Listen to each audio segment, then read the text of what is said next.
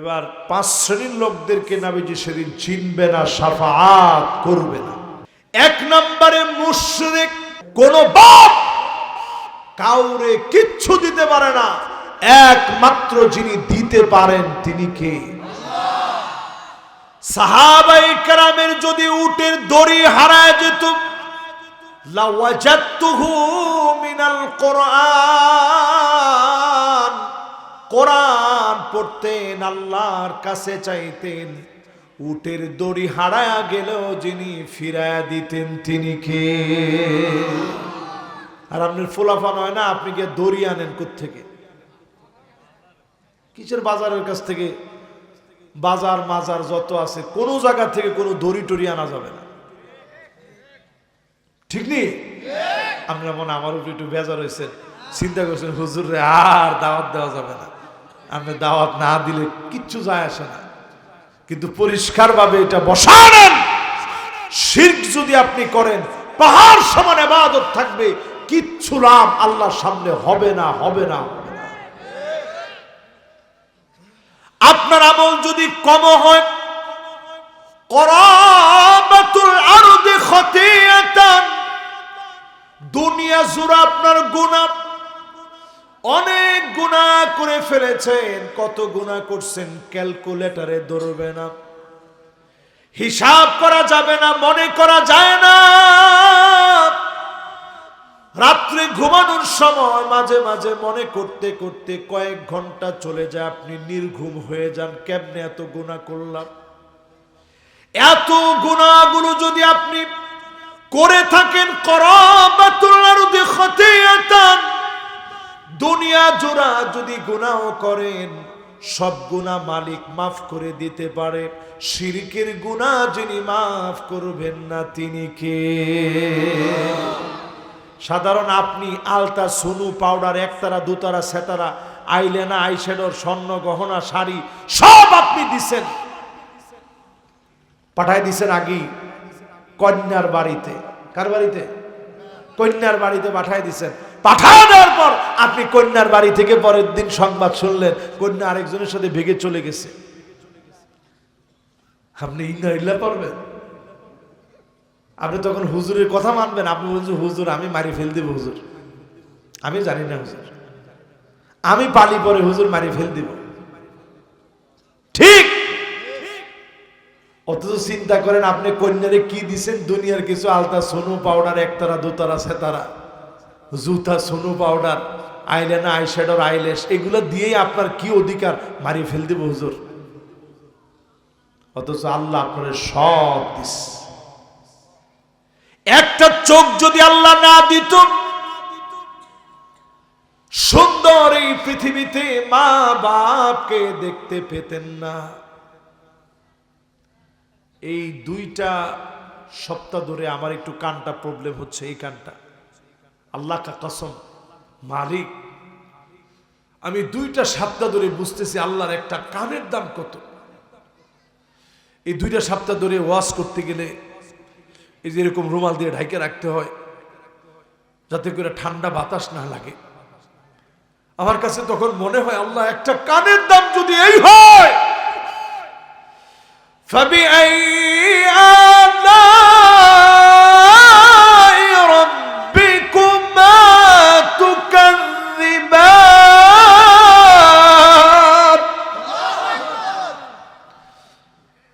আল্লাহর কোন নিয়ামতকে অস্বীকার করবেন? আল্লাহর কোন নিয়ামতকে অস্বীকার করবেন? আল্লাহর কোন নিয়ামত অস্বীকার করা যায় না। আমার ছোট্ট একটা ফুরা হয়েছিল গত 2 বছর আগে, একেবারে স্পাইনাল কর্ডের ঠিক নিচে ছোট্ট একটা ফুরা। পুরা 6টা মাস টানা মাহফিল করছি, এরকম একটা বিরার মধ্যে, গোল একটা রিংয়ের মধ্যে বৈশা তারপরে মাহফিল করতে হয়েছে। আমি তখন বুঝছি যে আল্লাহ একটা ফুরা হইলে আমরা শেষ। একটু কানে কম শুনলে আল্লাহ কত কষ্ট হয়। এবার একটু চিন্তা করে কর, সবকিছুর মালিক কে? আজকে থেকে আর শিরক করবেন? যা লাগবে কার কাছে চাইবেন? আল্লাহর কাছে চাইবেন। 2 নাম্বার বিদআতীদেরকে নবীজি বলবেন সুহকান সুহকা, লিমান গায়রা বাদি, বেদাতিরা আমার কাছ থেকে দূর হয়ে যাও। বেদাতিদেরকে নবীজি দূর দূর করে সেদিন তাড়ায় দিবে। যেই লোকটা বেদাত করে, ফাকাদ জামান্না মুহাম্মাদান সাল্লাল্লাহু আলাইহি সাল্লাম কদ খানার রিসালাত, যেই লোকটা বিদআত করে সে কেমন যেন মনে করে নবীজি রিসালাতের দায়িত্ব পৌঁছায় দেয় নাই। এই জন্য আমাকে নতুন করে আমল করা লাগবে, ইসলামে নতুন কিছু বাড়াতে হবে। সংযোজন যারা করবে নবীজি সেদিন আপনাকে দূর দূর করে তাড়ায় দিবে। বেদাতিকে আল্লাহ নবী শাফাত করবে না, এজন্য বেদাত করা চলবে না। ঠিক নেই? 2 নাম্বার শেষ। এবার কয় নাম্বার? জোরে কম। ঘুমায় গেছেন? মাশাআল্লাহ। এবার 3 নাম্বারটা শুনেন। কয় নাম্বার ভাই? 3 নাম্বারটা শুনেন প্রিয় ভাইরা আমার। 3 নাম্বারে প্রিয় ভাইরা আমার, যতজন আমার সামনে বসছেন জালেম হয়েন না। জালেমদেরকে সেদিন নবীজি শাফাত করবে না। ক্ষমতার জোরে যারা গায়বী মামলা দেয়, প্রত্যেকটা মামলা বাজার জালেম। ঠিক, কিন্তু ঠিকের মতো হয় না, পাবনার মতো হয় না। ঠিক নেই? এখন মামলা বাণিজ্য আছে না নাই? চাঁদাবাজ যারা তারা জালেম, ডাকাত যারা তারা জালেম, অন্যায়ভাবে যারা লুট করে খায় সবগুলা জালেম। নবীজি আপনারা চিনবে না। 4 নম্বরে নবীজি শাফাত করবে না কারে? কুল্লু গালিন মারিক, প্রত্যেক ওই ব্যক্তি দিনের ব্যাপারে যারা বাড়াবাড়ি করবে, নির্দোষ মানুষকে যারা দোষী বানায় দিবে। 16টা বছরে কতজন কবরস্থানে গিয়ে ঘুমিয়েছে, ঘরের ভিতরে ঘুমাতে পারে নাই।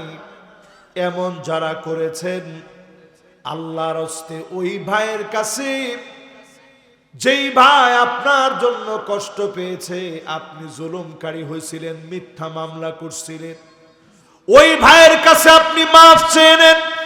যদি পরবর্তী সময়ে শহীদ হয়েও আপনি মারা যান, ওই ভাইয়ের হকের ব্যাপারে যিনি আপনাকে কাঠগড়ায় দাঁড় করায় দিবেন তিনি কে? কথা কি বুঝে আসছে? 4 নাম্বার শেষ। এবার কয় নাম্বার? মাশাআল্লাহ, অনেকগুলা ওয়াজ করে ফেলছি আজকে, আল্লাহ তৌফিক দিছে। জোরে কোন আল্লাহু আকবার। এবার 5 নাম্বারটা শুনেন। 5 নাম্বার, মাইয়ুকাযযিবু বিশ-শাফাআত। কিছু লোক কেমন থাকবে শাফাতকে অস্বীকার করবে। এখন আমাদের দেশে দেখবেন কিছু লোক বলে নবীর শাফাত লাগবে না। নাউজুবিল্লাহ কি কালকে? জোরে কম। কিছু লোক বাংলাদেশে এখন বেরোইছে, কইছে না না না, নবীজি শাফাত করবে কেমনে? এই মানুষগুলো আসলে কি আমার বুঝে আসে না।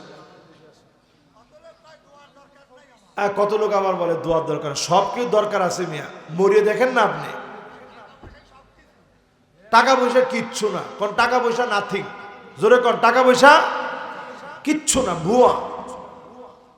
আপনি যদি মারা যান,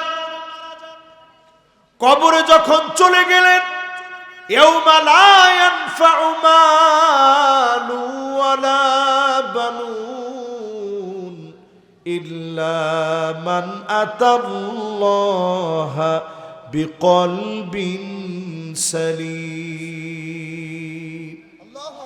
কবরে চলে গেলে ছেলে মেয়ে, টাকা পয়সা কোনো কাজে আসবে না।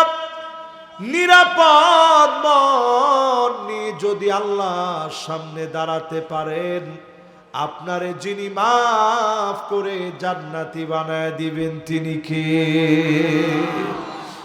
এই তো মাশাআল্লাহ, আমিও তাফসিরের শেষ দিকে আছি, 5 নাম্বার। একটা লোক এখন নড়াচড়া দিন না, শেষ কথাগুলো রয়েছে। মাশাআল্লাহ, আমার একজন ভাতিজা আসছে, একেবারে ঘুম রাইখা, লিল্লাহে তাকবীর। এরকম মুজাহিদদেরকে আমরা খুঁজি। বাজার ঘুমাই গেছিল, ওইখান থেকে চলে আসছো না তুমি? মাশাআল্লাহ, দেখছেন? আল্লাহ ওর মেধা বাড়ায় দেখ, আল্লাহ ওর যোগ্য মানুষ বানায় দেখ। চিন্তা করছেন? এবার একটু আমার সাথে সাথে বলেন, নবীজির শাফাত চান তো ইনশাল্লাহ? জোরে কন, চান তো ইনশাল্লাহ? আল্লাহ পাক অবশ্যই নবীজির শাফাত আমাকে আপনাকে দিবে। এরপরের আয়াতে কারিমা আমরা চলে যাই। أوزد عليه ورتل القرآن ترتيلا।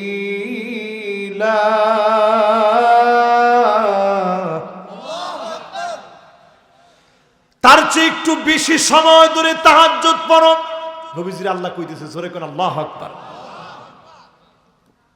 নবীজিরে আল্লাহ আরেকটু বেশি করে পড়তে কইতেছে, আল্লাহু আকবার। কারণ এই যে প্রেমের খেলাটা আল্লাহর বড় ভালো লাগে। নবীজি নামাজের ভিতরে কান্দে, দাঁড়ায় দাঁড়ায় কান্দে, সেজদায় গিয়ে কান্দে। এই যে আল্লাহর সাথে একটা সম্পর্ক, যত বেশি সেজদা দিবেন, ওয়াসজুদু ওয়াক্তারিব, যত সেজদা দিবেন মালিকের নিকটে চলে যাবেন।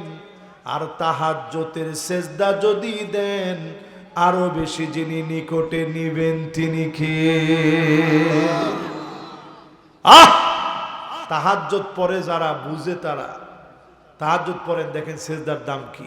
নবীজি বলেন, আকরাবু মা ইয়াকুনুল আবদু মির রাব্বিহি ওয়া হুয়া সাজিদুন ফাআকসিরুদ দুআ।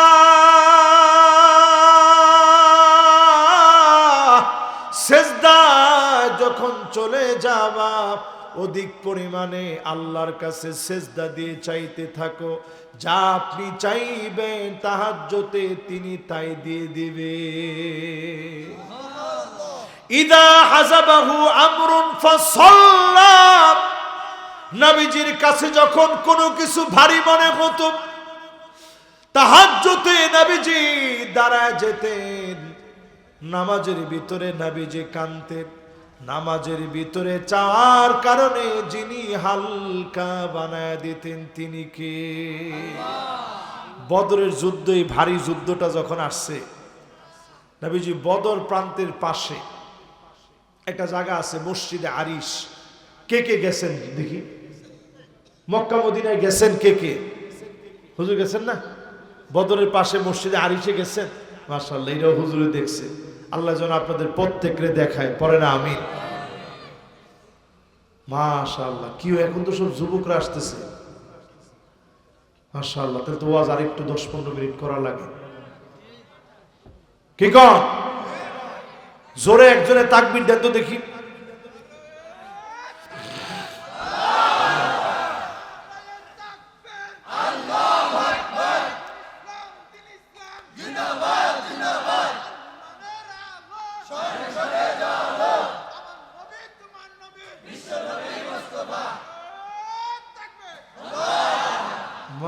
মাশাআল্লাহ, একেবারে ঘুমটুম শেষ, ঠিক নেই? প্রিয় ভাইরা, একটু চিন্তা করে দেখেন তো দেখি, এই যে আমার ছোট্ট ভাতিজাটা মাশাআল্লাহ স্লোগান দিল, কি স্পিরিট নিয়ে স্লোগান দিছে এবং সাহস নিয়ে সবাই বলছে আল কোরআনের আলো। এটা যদি 16 বছর কইতেন যে হুজুর আপনার গলা একটু ডিস্টার্ব হয়েছে, যাওয়ার সময় একটু থানায় দেখা করে যায়, ঠিক না? অনেক লম্বা সময় ওয়াজ করছেন তো, একটু চাটা যা খাওয়া দরকার, এটা থানায় ব্যবস্থা আছে, ঠিক না? ঠিক না? দেহারে যাওয়া লাগতো, ঠিক নেই? দেহারে যাওয়া লাগতো না। কিন্তু এখন দেখেন থানাওয়ালারা এসে দাঁড়ায় আছে, তারাও শুনতে চায় আল কোরআনের আলো। আমরা অনেক বছর ধরে ঘরে ঘরে জ্বালাইছি, না না, এখনো ঘরে ঘরে জ্বলুক, আমার কোনো আপত্তি নেই, নাহলে কালকে আবার আপনারা কাটিং করে ছাড়িয়ে দিবেন যে হুজুর ঘরে জ্বালাতে চায় না। ঘরে জ্বলুক, তবে পার্লামেন্টে যদি একবার চলে যায় ঘরের ভিতরে জ্বলতেই হবে। মা বোনেরা শুনে রাখেন কান খাড়া করে, যদি একবার পার্লামেন্টে আলো জ্বলে, সংসদে যদি আল্লাহর কোরআন যেতে পারে, লিযাকার মিসলু হাযযিল উনসাইন, বোনের হক দেওয়াই লাগবে। কথা ডাইরেক্ট।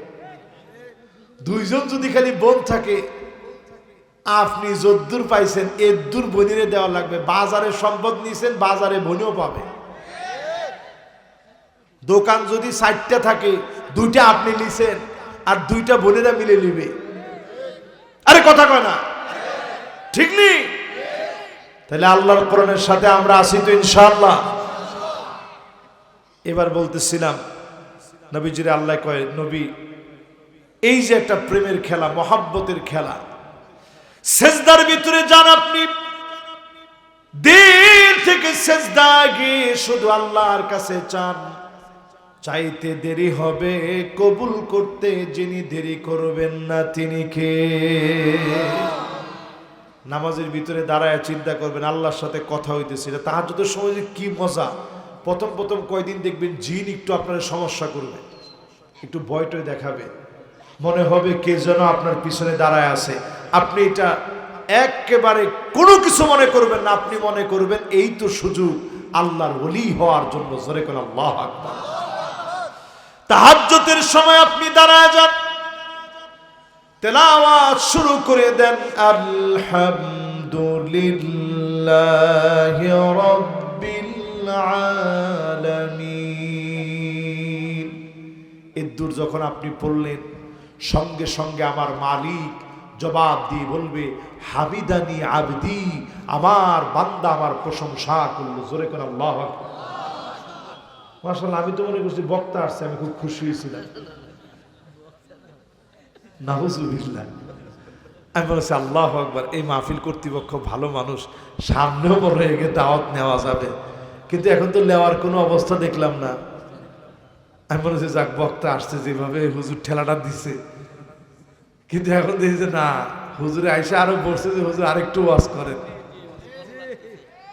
তো ঠিক আছে ইনশাআল্লাহ, খালি ওয়াজ শুনবো না, নামাজি হব ইনশাআল্লাহ। কর ভাইরে, দুনিয়ার ভিতরে সময় কিন্তু বেশি দিন আর বাকি নেই। আমি পাপ নাই, আজ থেকে 7 বছর আগে এক মাহফিলে করোনা নিয়ে আলোচনা করছি।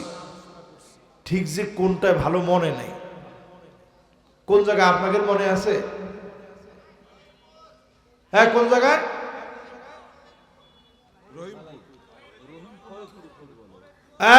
ফরিদপুর। মাশাআল্লাহ মাশাআল্লাহ মাশাআল্লাহ মাশাআল্লাহ। ওই যে জিয়া ভাইদের মাহফিলে না? না না না, আলেকদের মাহফিলে না, আলেকের মাহফিলে আলোচনা করছিলাম।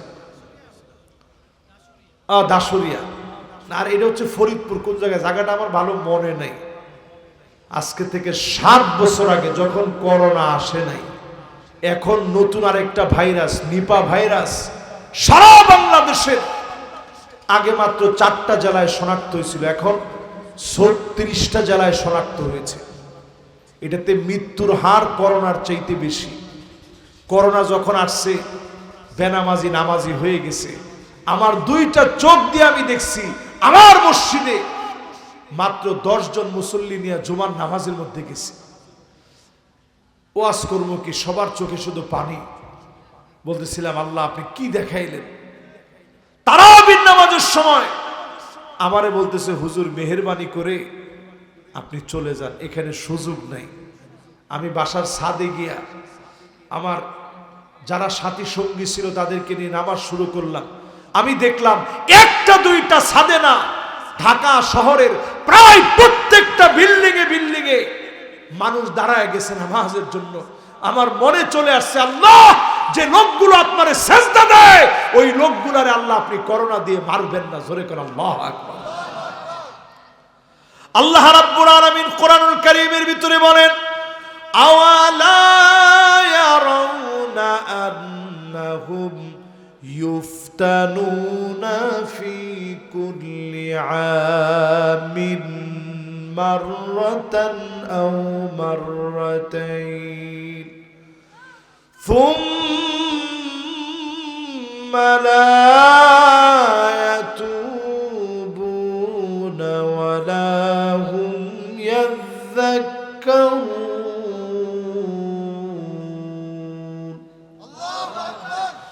আল্লাহ বলেন গোলাম রে তোদেরকে আমি ধরি বছরে একবার দুইবার করে বছরে কয়বার একবার দুইবার করে এই যে ঠান্ডা দিয়া ধরছে উত্তরবঙ্গে কত মানুষ মারা গেছে এখনো ঠান্ডা দেই নাই রাশিয়ার ভিতরে এমন জায়গা আছে -70 তাপমাত্রা হয় 70 মাইনাস গরম পানি এইভাবে নিয়ে এইভাবে যদি গরম পানিটা দেন গরম নাই ঠান্ডা ভয় পেয়ে গেছে এটা কোন সময় রাখছি এইভাবে যদি দিচ্ছেন না এটা দেখাইলাম এইভাবে যদি আপনি খালি গরম পানিটা ছাড়েন নিচে পড়ার আগে এটা বরফ হয়ে যায় মানুষের চোখের যে পাপড়ি আছে এই পাপড়িটা যদি খালি খোলা থাকে পাপড়ি টাইট হয়ে এরকম শক্ত হয়ে যায় কাপড়টা ভিজায় যদি আপনি রোদের মধ্যে শুকনা দেন ওই কাপড় দিয়ে আপনি পিটায়া পেরাক আপনি গাঁথতে পারবেন পেরাক আপনি হাতুড়ি ছাড়া ওই কাপড় দিয়ে আপনি গাঁথতে পারবেন একটা কলা যদি বাইরে এনে রাখেন ওই কলা দিয়ে আপনি পিটায় পিটায় পেরাক গাঁথতে পারবেন এই পরিমাণ বরফ জমে যায় মানুষের শরীর ঠান্ডা হয়ে যায় এক একটা মানুষ ওইখানে কাপড় পরে 5 কেজি 6 কেজি পরিমাণ কাপড় পরে পরে বের হয় শিয়াল টিয়াল যদি ভুল করে এই জায়গায় যদি চলে আসে তাহলে বরফের কারণে জমে একেবারে সিদ্ধ হয়ে যায় একেবারে জৈমা শেষ বলার উদ্দেশ্য হচ্ছে ভাই এই পরিমাণ ঠান্ডা আল্লাহ আমারে দিতে পারে না পারে আল্লাহ আমাদেরকে এত বড় গজব দেয় নাই বারবার দিতে নিয়ে আল্লাহ উঠায় নেয় কত সংবাদ বলছে চরম শীত আসবে -4 ডিগ্রি সেলসিয়াস তাপমাত্রা হবে আমরা দেখছি এর আগে আল্লাহ আবার রোদের হাসি মাঝে মাঝেই দিয়ে দিছে ঠিক কিনা এই জন্য প্রিয় ভাইরা আমার শীতকালকে বলে গনিমাতুন বারিদা শীতকালকে বলে গনিমত এই সময়ে একটু রোজা রাখেন হাদিসের ভিতরে আসে শীতকালটা হচ্ছে রবিউল মুমিন মুমিনের বসন্তকাল এটি কষ্ট করে ওযু বানায় তাহাজ্জুদের সময় যদি জেগে যান আল্লাহরে যদি 2টা রাকাতের ভিতরে 4টা সিজদার ভিতরে যদি ডাক দিয়ে বলেন আল্লাহ আপনি ছাড়া তো আমার কেউ নাই লা মালজা ওয়ালা মানজা মিনকা ইল্লা ইলাইক ও মালিক আমার তো কেউ নাই আপনি ছাড়া সিজদা দিবেন দামি হয়ে যাবেন সূরা ফাতিহা পড়বেন আল্লাহ ডাক দিয়ে বলবে হামিদানি আবিদি ও গোলাম রে আমার প্রশংসা তুমি করলা আপনি যখন বললেন আর রহমানির রহিম মালিক ডাক দিয়ে বলবে আসনা আলাইয়া আবিদি আমার বান্দা আমার সানা গাইলো আপনি যখন বলবেন মালিক ইয়াউমিদ্দিন আমার মালিক ডাক দিয়ে বলবে মাজ্জাদানি আবিদি আমার বান্দা আমার মর্যাদা বাড়ায় দিল আচ্ছা কোন তো দেখি আল্লাহর মর্যাদা কি বাড়াইবেন আপনি এই 7 আকাশ 7 জমিন আমার মালিকের সামনে কা খারদালাতিন সাবআ 7টা সরিষা কোন আল্লাহু আকবার আমনে আমি কদ্দুর নাই নাই জোরে কর নাই সে আল্লাহ কয় বান্দা তুই আমার মর্যাদা বাড়ায় দিলি সুবহানাল্লাহ বুঝা থাকলে একটু জোরে কর আমার আল্লাহ সিংহাসনটা কত বড় একটু চক্ষুটা বন্ধ করে খালি কল্পনা করেন এই যে আমরা হাতের ভিতরে আংটি পরি কেউ দেখেন না চোখটা বন্ধ রেখে কল্পনা করেন আমার হাতের ভিতরে যে এখন একটা আংটি আছে আচ্ছা এখন একটু চোখটা খুলে দেখে নেন এবার চোখটা বন্ধ করেন এই যে আমার হাতের ভিতরে একটা আংটি আছে এই আংটিটা দেখেন এরকম ছোট্ট একটা আংটি 7 আকাশ 7 জমিন যদি আল্লাহর আরশে আজিমের সামনে রাখা হয় কাহালকাতিন মুলকাতুন বিআরদি ফালাতিন। একটা মরুভূমির ভিতরে যদি এই আংটিটা ছুঁড়ে মারেন, একটু পরে আপনি গিয়ে যেমন খুঁজে পাবেন না, 7 আকাশ 7 জমিন আল্লাহর আরশে আজিমের মধ্যে যদি রেখে দেওয়া হয়, একটু পরে আর খুঁজে পাওয়া যাবে না। কি বড় আমার আল্লাহ! সে আল্লাহ সেদিন গোলামদেরকে এই যে সেজদা দিয়েছেন, আল্লাহ আপনার দামি বানায় দিন। আপনি যখন বলবেন ইয়্যাকা না'বুদু ওয়া ইয়্যাকা নাস্তাঈন, একটু সুন্দর করে পড়েন। এই জন্য আল্লাহ পরেই জানাই দিছে ওয়ারাতিলিল কুরআনা তারতিলা। আরে কি আফসোস, আমরা মুসলিম বলে নিজের পরিচয় দিই। যদি আমি ছোট ছোট বাচ্চাদেরকে বলি বাজান বলো তো 1 2 3 4 5 6 7 8 9 10, দেখবেন ছোট ছোট বাচ্চার প্রনাউন্সিয়েশন কি সুন্দর। মুরব্বী যারা আছেন তাদেরকে যদি বলি বলেন, বলবে এই উচ্চারণ যদি আমি হুজুরের একটু ভুল হয়, কয়জনে বলবে যে হায় রে হায়, হুজুরের উচ্চারণটাও জানে না, খালি খালি ওয়াজ করে। কিন্তু চিন্তা করেন, আপনি মুসলিম, সূরা ফাতিহার ওয়াজ কত শুনছেন জীবনে, কত পড়ছেন জীবনে, কত ইমামের পিছনে নামাজ পড়ছেন, কিন্তু সূরা ফাতিহা যখন পড়েন তখন আপনি শুরু করেন বিসমিল্লাহির রহমানির রহিম আলহামদুলিল্লাহি রাব্বিল আলামিন। হইছে? ফিটনি লাজেম, মার লাজেম।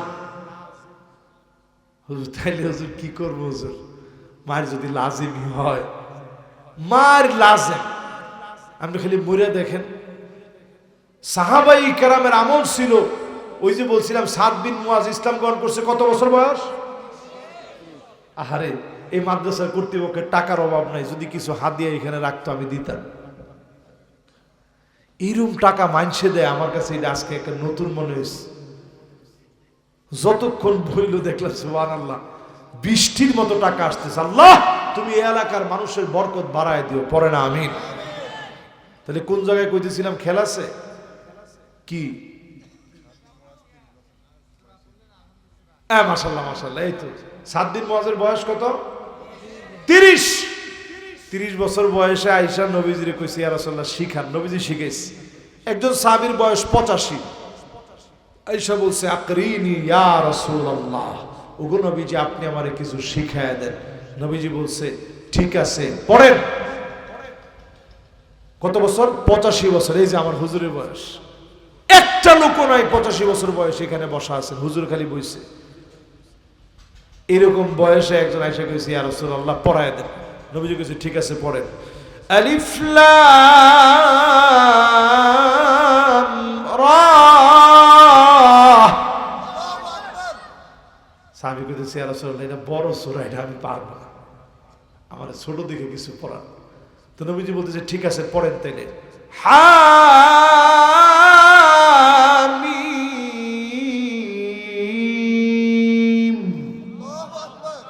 সাহাবী কই ইয়া রাসূলুল্লাহ এটা আমি পারবো না, এটা বড় লাগে আমার কাছে।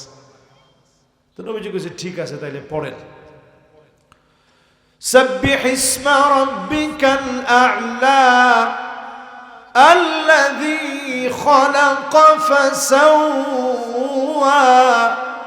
والذي قدر فهدى والذي أخرج المرعى فجعله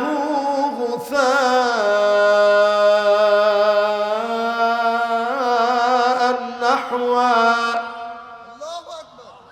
সাহাবী কয় ইয়া রাসূলুল্লাহ এইটাও কঠিন লাগে। নবীজি বললেন ঠিক আছে তাইলে পড়ো। ইযা যুলজিলাতিল আরদু জিলজালাহা ওয়া আখরাজাতিল আরদু আথqালাহা وقال الإنسان ما لها يومئذ تحدث أخبارها بأن ربك أوحى لها يومئذ يصدر الناس أشتاتا ليروا أعمالهم فمن يعمل مثقال ذرة خيرا يره ومن يعمل مثقال ذرة شرا يره ইদ্দুর যখন নবীজি পড়ায় দিলেন সাহাবী বললেন ইয়া রাসূলুল্লাহ এটা আমি মুখস্থ শুরু করে দিছি জোরে কোন আল্লাহু আকবার বয়স জানি কত 85 আপনি এই কথা কওয়ার সুযোগ নেই হুজুর আমার বয়স 60 হয়ে গেছে সাহাবায়ে কেরাম 60 এ শিখছেন 70 এ শিখছেন 85 তে শিখছেন যে যখন কালেমা পড়ছে ওই অবস্থা থেকে কোরআন পড়া শুরু করছে ঠিক কি না বলেন ঠিক তাহলে আজকে থেকে ইনশাআল্লাহ এই ফাদেল মাদ্রাসায় নুরানি বিভাগ আছে না আপনাদের মাশাআল্লাহ নাইলে আমি কইতাম অবশ্যই নুরানি বিভাগ লাগবে মাশাআল্লাহ মাদ্রাসা এটা কামের মাদ্রাসা বহুত মাদ্রাসার এখন বাতি অফ হয়ে গেছে বিগত 16 বছরের জুলুমের কারণে হ্যাঁ ঠিকটা জোরে কর মাথার উপরে আপনার নেতার ছবি মাদ্রাসার প্রিন্সিপাল হুজুরের চাকরি চলে যাবে নাইলে করবে কি মাথার উপরে ছবি রাখতে হয়েছে এরকম দুঃসাহস তোমরা দেখিয়েছিলা আমরা আর নতুন করে দেখতে চাই না কোন নেতার ছবি মাদ্রাসার ভিতরে আমরা টানাতে চাই না শিক্ষাঙ্গন হবে ইসলাম আর আদর্শে ভরা আল্লাহ প্রদত্ত রাসূল সাল্লাল্লাহু আলাইহি সাল্লামের প্রদর্শিত বিধান অনুযায়ী সুন্নাহর নমুনা প্রদর্শিত হবে মাদ্রাসার শিক্ষালয়ের প্রত্যেকটা আঙিনায় এখানে অনিসলামিক কোনো কর্মকাণ্ড আমরা চাই না ঠিক কিনা বলে প্রিয় ভাইরা আমার বলছিলাম এই মাদ্রাসার ভিতরে যদি একটা বয়স্কদেরকে কোরআন শেখানোর ব্যবস্থা করা হয় আপনারা শিখবেন ওমা জিও তো কয় না মায়ের কিন্তু লাজেম কবরে গিয়া দেন মাইল লাজেম আপনি কইবেন আল্লাহ 60 বছর ধরে সেজদা দিয়ে আইছি কইবেন লাম ইউকবাল মিনহু সিজদাতান ওয়াহিদা একটা সেজদাও কবুল হয়নি হ্যাঁ কোন নও মুসলিম মাত্র ইসলাম গ্রহণ করছে সে শিখতে পারে না তার আগে চলে গেছে ভিন্ন কথা আপনার ইসলামের বয়স 60 হয়ে গেছে আপনি সূরা পড়তে পারবেন না এটা হইতে পারে না ঠিক কিনা বলেন এবার আমরা পরের অংশে যাই মাশাআল্লাহ আলহামদুলিল্লাহ জোরে কর আলহামদুলিল্লাহ হুজুরে আনবেন না আপনারা মাশাআল্লাহ আর কত সুবহানাল্লাহ সুবহানাল্লাহ মাশাআল্লাহ বাস এবার শেষ আয়াতে কারিমা 5 নম্বর আয়াতে কারিমা ইন্না সানুলকি আলাইকা কওলান সাকিলা নিশ্চয় নবী আপনার উপরে ভারী একটা বাণী আমি আল্লাহ রাব্বুল ইজ্জাতুল জালাল নাজিল করতে যাচ্ছি জোরে করে আল্লাহু আকবার বলেন এই কোরআনের চাইতে ভারী কোনো কিতাব আছে এই কোরআনের একটা আয়াত নিয়ে গোটা বিজ্ঞান মাথাচাড়া দিয়ে উঠছিল পাইছি কোরআনের ভিতরে ভুল ক্বালাত নামলাতুন ইয়া আইয়ুহান নামলু উদখুলু মাসাকিনাকুম لا يحطمنكم سليمان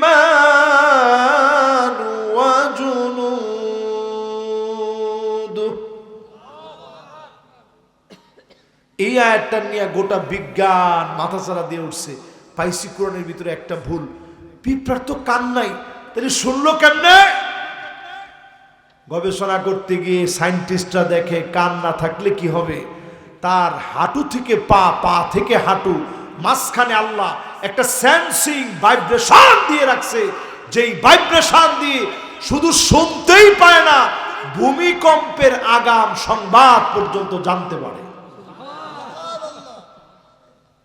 বিজ্ঞান মাথা নত করে ফেলছে আজিব এই কিতাবের কাছে। এই কিতাব আজিব, এই কিতাব আশ্চর্যজনক কিতাব। এই কিতাবের একটা এত ওজন, একটা আয়াত যদি আপনি উপলব্ধি করেন, আপনি সত্যিকারের মুসলিম হতে বাধ্য, সত্যিকারের মুসলিম হতে বাধ্য। নবীজির সামনে দিয়ে একজন যাচ্ছেন, অন্ধ মানুষ, এখনো কালেমা পড়েন নাই।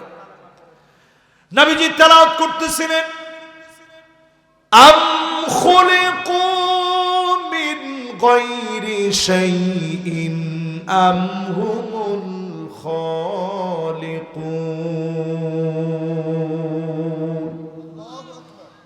আরে আমার রাসূলের তেলাওয়াত না জানি কত সুন্দর ছিল। জুবাইর বিন মুতাইম তখনও কালেমা পড়ে নাই, নবীজির কাছ দিয়ে যাচ্ছে, কানের ভিতরে আওয়াজ আসছে, আম খুলিকু মিন গায়রি শাইইন আম হুমুল খালিকুন।